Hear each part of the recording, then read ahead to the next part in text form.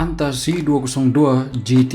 Ini ialah kasut kedua selepas kasut Anta Antelope yang saya telah berikan ulasan penuh sebelum ini. Kalau kasut Anta Antelope sebelum ini hanya ada sedikit plate carbon yang sebenarnya tidak berfungsi pun sepenuhnya sebagai plate carbon. Kasut kali ini merupakan kasut plate carbon penuh yang dikatakan untuk tujuan larian pertandingan ataupun larian maraton. Persoalannya, adakah kasut dengan harga di bawah RM700 ini mampu untuk larian jauh sebagai kasut pertandingan dan kelajuan? Selepas penggunaan 87 km pada pelbagai larian termasuk larian jauh, fartlek dan tempo, kali ini saya bawakan ulasan penuh kasut carbon plate selepas saya lakukan ujian pada tempo 1 minggu sebelum ini.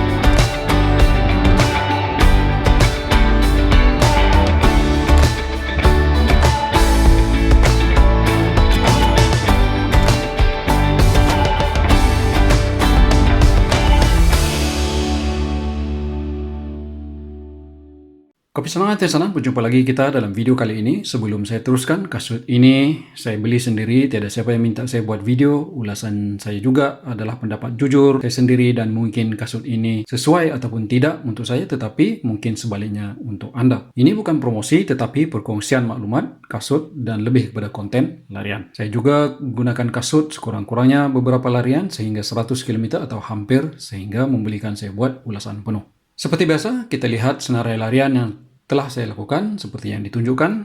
Dalam larian yang saya telah lakukan ini yang saya dapat simpulkan, yaitu walaupun tidak mencapai 100 km penggunaan, saya dapati bahawa kasut ini pada saya lebih sesuai untuk tujuan kelajuan dari 5 km sehingga half marathon. Untuk full marathon pada saya mungkin agak kurang sesuai. Ini kerana carbon plate yang boleh dikatakan sangat keras dan saya boleh rasakan kaki saya agak sakit dan penat. Walau bagaimanapun mungkin ada runner yang tahan ataupun sesuai dengan kasut dengan carbon plate yang keras. So bahagian midsole juga agak firm. Okay, dan apa yang kurang, saya rasa kurang breathable. Dalam larian pertama saya sejauh 25 km dengan marathon effort, iaitu pada 4 minit 50 per kilometer. Stokin yang saya gunakan sebenarnya basah dengan peluh. Dan satu lagi, kasut ini mungkin menyebabkan blister pada penggunaan yang pertama, iaitu larian jauh yang pertama. Okay, saya mendapat blister yang agak teruk sebenarnya di tepi buku lali di kawasan sini yang bersentuhan dengan kawasan ini ya. Di sebelah kiri pada larian pertama saya yang saya dapat rasa bermula pada kilometer ke-8. Larian seterusnya saya terpaksa lekatkan plaster di bawah buku lali untuk mengelakkan kecederaan yang lebih parah. So mungkin runner lain yang ada kasut ini ada pengalaman lain-lain lah.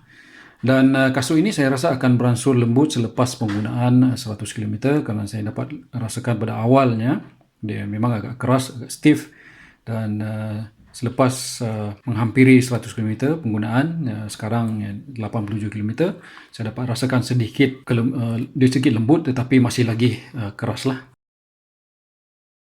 Baik, seterusnya kita lihat secara ringkas spesifikasi. Tapi sebelum itu ada yang saya anggarkan kerana saya tidak jumpa ataupun dapat mana-mana maklumat spesifikasi sebenar kasut inilah daripada mana-mana sumber. Yang pertama, harga kasut ini ialah 699, tetapi untuk kasut ini saya dapatkan pada harga diskaun. So boleh saya dapat lebih murah lah. Okay. So anggaran drop pada kasut ini iaitu 5 mm, iaitu ketebalan di tumit ialah 31 mm dan 25 mm di forefoot. Okay, dan berat kasut ini untuk saiz 8.5 US 85, ini yang kasut ini adalah bersaiz 85, 219 gram. So jadi boleh tahan jugalah, ringan kasut ini. Jadi seterusnya saya bincangkan bahagian penting kasut ini. Yang pertama, bahagian apa? Apa kasut ini menggunakan satu lapisan saja ataupun lebih dikenali sebagai monolayer. Dikatakan menggunakan fabric space fiber yang ada ditunjukkan di sini ni. Dan dengan beberapa tampalan, kita lihat di sini dia ada garis-garis, banyak garis sebenarnya. Pada hampir semua permukaan di upper lah. Kalau kita lihat dari di kawasan buku lali ke forefoot dan juga di sebelah pun dia banyak garis-garis. Kemudian di bahagian lubang tali kasut di sini ni, dia agak kemas dengan tali kasut yang nipis. Jadi kita nampak dia nipis. Dan nampak elok saya rasa dia okey lah. Okay. Dan juga kita boleh buat ikatan pelari di sini, sebab dia ada lubang tambahan, lubang yang lebih. Dan material bagi lidah kasut adalah sama dengan apa, juga dia adalah satu lapisan yang nipis. Dan kalau kita lihat di sini dia bukan garis terdada, maksudnya dia bukan bersambung dengan tepi kasut. Bahagian heel collar, okay, keseluruhan bagi heel collar ni adalah nipis. Okay, kita lihat di sini dia nipis saja tanpa padding. Dia tidak ada padding lah. Bahagian heel collar di dalam dia ni dia ada pad, collar pad di sini ni yang untuk tujuan untuk memberikan locking kepada tumit lah. Okay, sepanjang penggunaan kasut ini saya dapati di bahagian sini di collar ini dia akan bergesel di kawasan sini ni. Ini. Okay, saya tidak pasti sama ada nampak ke tidak, dia sebab dia agak gelap warna hitam. Okay, dia akan bergesel dengan stokin dan menyebabkan ada fabrik yang akan terkeluar. Okay, dan dia lama-kelamaan dia akan menjadi kasar. Jadi saya rasa dia merupakan salah satu faktor kenapa saya mendapat blister di kawasan sini lah. Okay, kalau kita lihat ni dia ada kalau nampak jadi gumpalan, dan dia sebenarnya di sini ni dia akan jadi kasar. Di bahagian heel counter, okay, ada material yang seakan lapisan fiber di sekeliling dia ni, di tepi tumit kedua-dua. Kemudian di heel, saya rasa ini agak keras dan cukup untuk memberikan sokongan kestabilan pada tumit. Okay. Heel counter dia bukan keras dan juga bukan lembut kerana masih boleh ditolak, okay, dengan mudah. Tetapi di bahagian di bawah ni agak keras sedikit lah di bawah. Seterusnya yang kedua ialah di bahagian midsole dan cushion bagi kasut ini. Okay. Di bahagian midsole. Okay, dikatakan terdapat dua lapisan midsole daripada Pebax dengan janaan nitrogen yang dipanggil sebagai Nitrospeed NUC. Okay, kita boleh nampak, kita ditulis di midsole. Okay. Dan juga di sini. Dikatakan bahawa tahap kelembutan bagi kedua-dua lapisan di midsole ini adalah berlainan, iaitu 40C, 40 NUC 40 di atas, okay, di bahagian atas ni, dan rasanya memang agak lembut sedikit. Dan di bawah pula, di bahagian midsole yang di bawah, lapisan bawah ni adalah 50. Okay, dan saya boleh dapat rasa yang dia agak keras. Jadi kalau Puma dengan nitrogen infused pada midsole yang lembut dan lebih selesa, pada saya dua campuran di dalam midsole ini agak kurang menarik rasanya. Jadi dia menjadikan setiap hentakan masa landing yang agak firm. Okay? Memang firm. Okay, walaupun ada sedikit rasanya macam lembut di atas, tetapi di bawah ni agak firm, agak keras lah. Dan ditambah pula dengan carbon plate yang sangat keras. Okay, carbon plate yang dalam kasut ini bersaiz penuh ataupun di full length, berbentuk tapak kaki, dipanggil sebagai flash plate. Okay, ada dinyatakan di sinilah, dia ada ditulis flash plate. Okay. So carbon plate dalam kasut ini saya rasa agak keras, lebih keras daripada Nike Zoom Fly 3. Kalau siapa yang ada Nike Zoom Fly 3, so yang ini lebih keras daripada Zoom Fly 3. Jadi kalau kita lihat untuk pulas kasut ini pun sangat keras. Okay, memang dia boleh katakan memberikan sokongan kestabilan yang sangat tinggi, susah untuk dipulas dan juga susah dilentur, sama ada di forefoot, okay, ataupun di tengah kasut. Okay. Memang dia sangat keras. Okay, so dari segi kestabilan masa berlari, kasut ini memang stabil lah. Jadi pada saya mungkin bukan semua pelari boleh tahan dengan kasut ataupun sesuai dengan jenis carbon plate yang sangat keras seperti dalam kasut ini. Baik, kemudian kita pergi kepada bahagian tapak ataupun outsole. Okey, lapisan pada sebahagian besar di bahagian outsole ini, dia seakan-akan filem plastik yang sinar. Jadi dia dikatakan dibuat daripada getah CPU anti-slip. Dan pada pendapat saya, selepas menggunakan kasut ini, outsole dia rasanya memang mencengkam dan saya tidak ada masalah walaupun pada selekoh lah, larian pada selekoh, walaupun dalam keadaan yang laju. Tetapi jika keadaan pembukaan jalan yang agak basah, jadi saya rasa ada kalanya kurang mencengkam. Jadi mungkin kena berhati-hati jika jalan yang basah dan ada sedikit lumut lah di jalan raya. So di bahagian forefoot kasut ini ada sedikit bukaan ataupun parit yang menunjukkan plate carbon ini. Tetapi bagi saya dia agak kurang sesuai lah di sini kerana bukan semua permukaan jalan masa larian adalah bersih daripada batu. So banyak kali jugalah saya terpijak batu dan melekat di sini dan ia rasanya mengganggu pada masa larian lah, terutama di sini. Okay. Dari segi ketahanan outsole selepas menggunakan kasut ini sehingga 87 km setakat ini, nampak masih lagi tidak ada kesan yang jelas ataupun kesan haus yang jelas, mungkin di kawasan sini saja, tetapi sangat sedikit. Jadi saya jangkakan kasut ini boleh bertahan sehingga mungkin dalam sekitar 500 km. Baik, seterusnya dari segi fitting ataupun pemakaian kasut ini, saiz kasut ini ialah US 8.5 ataupun CHN 260 mm, iaitu UK 7.5 ataupun EU 42. Saiz sebenar insole bagi kasut ini ialah 270 mm kalau kita ukur untuk US 85 ya. Oke. Lebih kurang.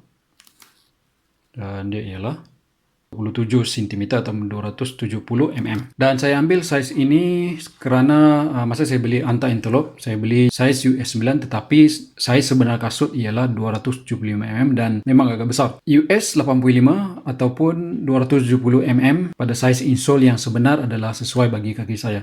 Fitting di arch, okay, dan di bahagian forefoot juga rasanya sesuai untuk saiz yang bagi saya lah. Okay, berbanding dengan Antelope.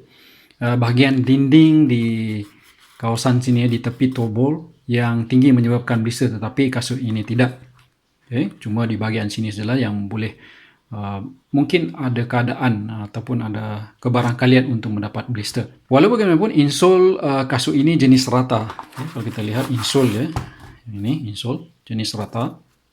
Dan tidak ada langsung sokongan jika anda mempunyai lengkuk arch yang agak tinggi. Jadi pada saya gantikan insole kasut ini dengan insole lain yang seperti ini, yang ada sedikit sokongan pada arch sini.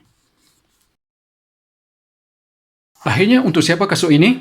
Kasut ini adalah untuk mereka yang inginkan kasut dengan plate carbon yang keras dan midsole yang juga agak firm. Okay, kasut ini sesuai untuk kelajuan sekitar 5 minit 30 saat per kilometer ataupun lebih laju. Pada saya mungkin sekitar 21 minit bagi 5 km, 45 minit bagi 10 km ataupun lebih laju, dan sekitar 1 jam 40 minit ataupun 45 bagi 21 km. Juga kasut ini untuk pelari yang mahukan kasut yang boleh digunakan sebagai latihan kelajuan, iaitu tempo interval ataupun pertandingan pada jarak 5 km ke maraton ataupun mungkin juga maraton. Jadi untuk full maraton, jika anda bercadang untuk menghabiskan larian dalam masa kurang daripada 3 jam 30 minit ataupun lebih kurang, mungkin kasut ini sesuai. Okay, kalau lebih daripada 4 jam, mungkin kasut yang biasalah. Okay, itu saja untuk kali ini.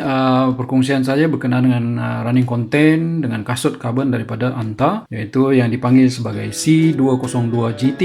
So, jadi harapan saya agar perkongsian ini memberikan manfaat sehingga kita berjumpa lagi di lain video. Jaga diri, terus berlari. Sekian, terima kasih dan jumpa lagi.